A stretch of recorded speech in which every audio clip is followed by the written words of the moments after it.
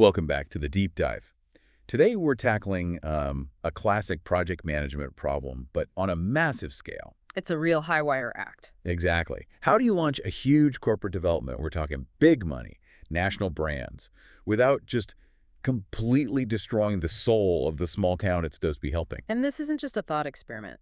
The sources we have, internal memos, meeting notes, even personal emails, they show this was a brutal, practical turf war. The setting is a town called Havenbrook. A Cornish town. Yeah. And on paper, it looks great. It does. It has a marine sciences university, a really cool creative quarter, even its own local wind farms. But that's the surface. Underneath, the historic high street, the real heart of the town, is basically on life support. The documents confirm it. There are only 3 core shops left. One of them is the Oakwood Bakery, which has been there since 1967, a local institution. And into this really fragile ecosystem comes the Harborside Galleria, this massive new development with its big holiday event, the Season of Wonders. The threat is immediate. So the mission for this deep dive is to map that whole confrontation. We're going to follow the clash between, on one side, the London consultant, Eliza Sterling. Metrics obsessed, very corporate. And on the other, the local resistance, led by a guy named Kyle, who the town literally calls the keeper of the keys. And we're going to see how Havenbrook's identity, really its whole economy, just hung in the balance. Okay, so let's set the stage. Let's talk about these two opposing forces. First up is Eliza Sterling. The consultant from London. The sources paint a really clear picture of her. She's got this tech background, specifically in hackathons, and she's just obsessed with replicable models. Right. Her whole philosophy was, if we make this work in Havenbrook, we can just copy and paste it into our other properties. And she apparently made quite an entrance. Oh, yeah. The sources make a point of mentioning her chartreuse jumper. Chartreuse! Bright chartreuse, with the slogan, "What would Alan Turing do?" on it.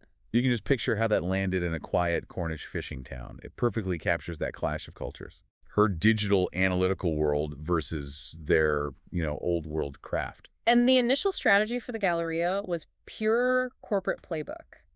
The stated objective in the memos was to drive cross-demographic engagement. Which means what in plain English? It means bring in a celebrity headliner, Vivian Dean, a former winner of Strictly.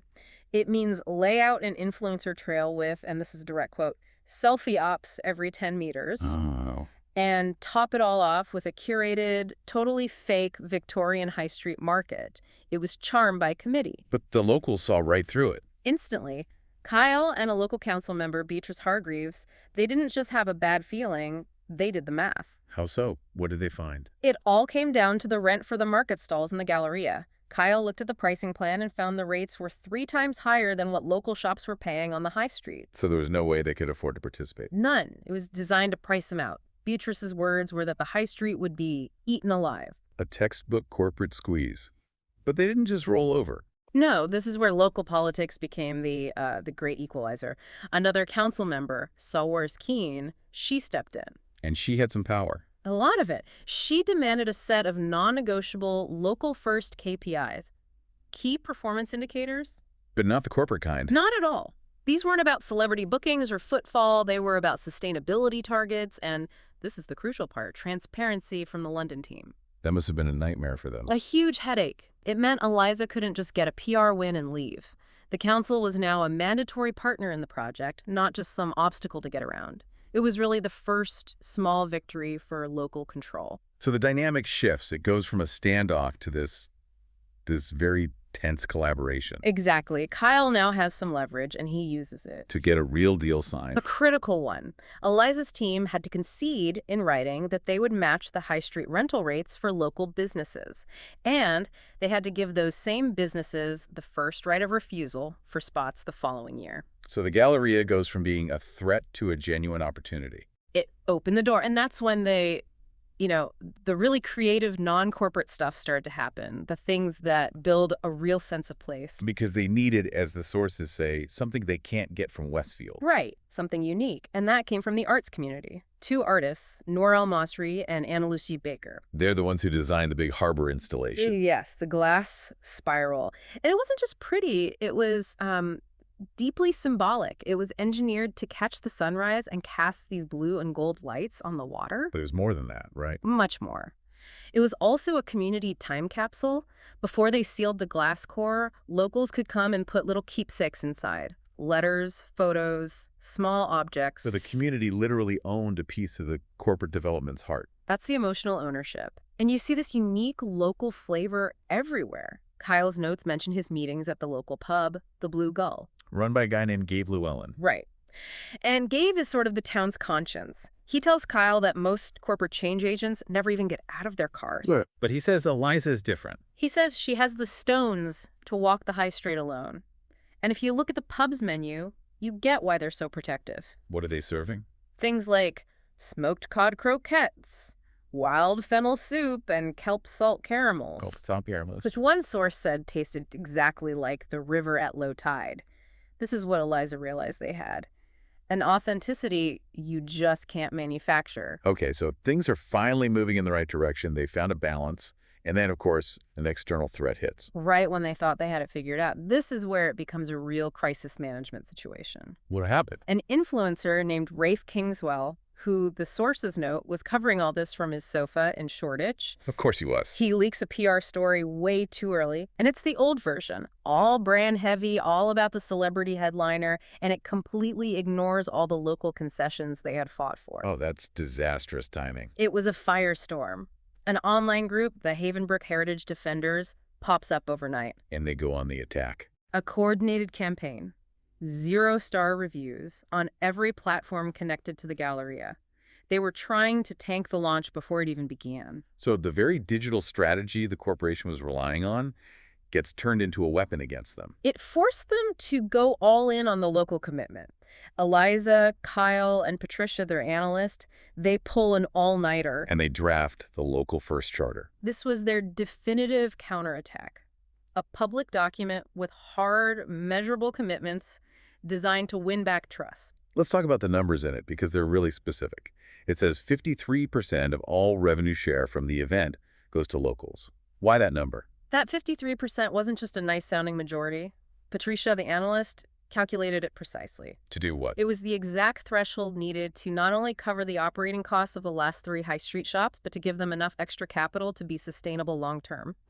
Anything less, and the Galleria would still be slowly killing them. It was a mathematical guarantee of survival. That is incredible. What else was in the charter? A commitment to zero waste ops, so all surplus food went to Havenbrook Mutual Aid, and they created a co-branded window trail. With QR codes and print maps. Right. Both. To physically drive people from the shiny new Galleria back to the historic High Street. But this kind of radical local-first policy must have set off alarm bells back at corporate headquarters. Oh, it did. This is when the board got involved. I sold Harrington and Aurelia Penhaligon. They decided to play their trump card. Which was the trust clause.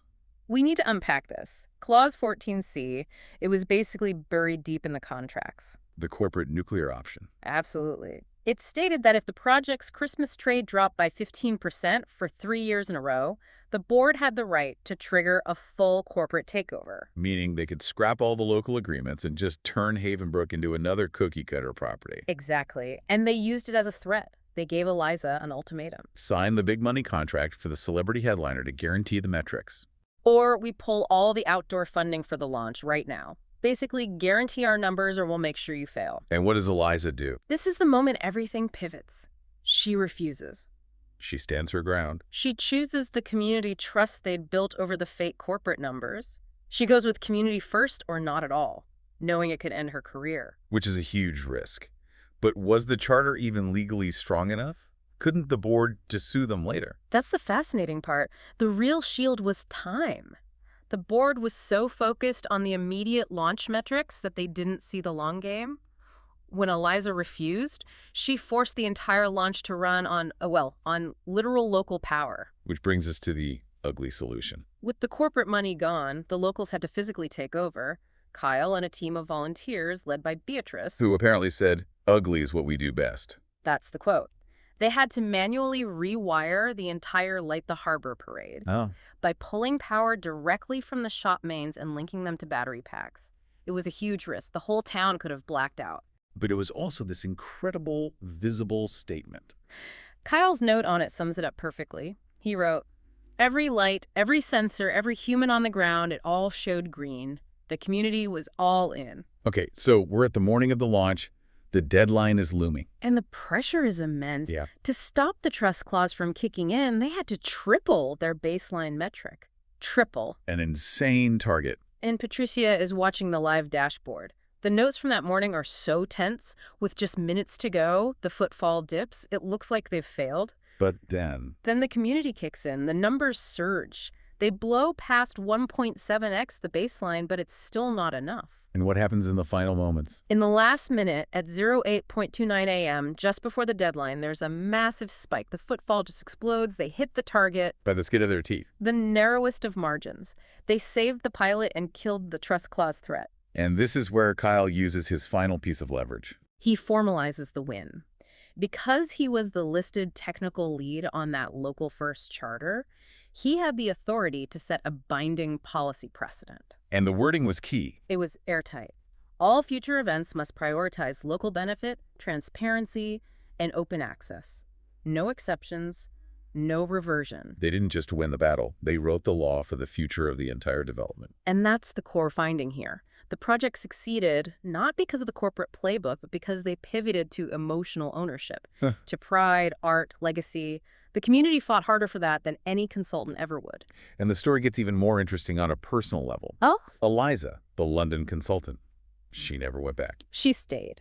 She said she found more value in fighting for the town than in chasing spreadsheets. Her quote was, "The metrics have faces." A huge personal transformation. And Kyle, what about him? He immediately moved to make it permanent.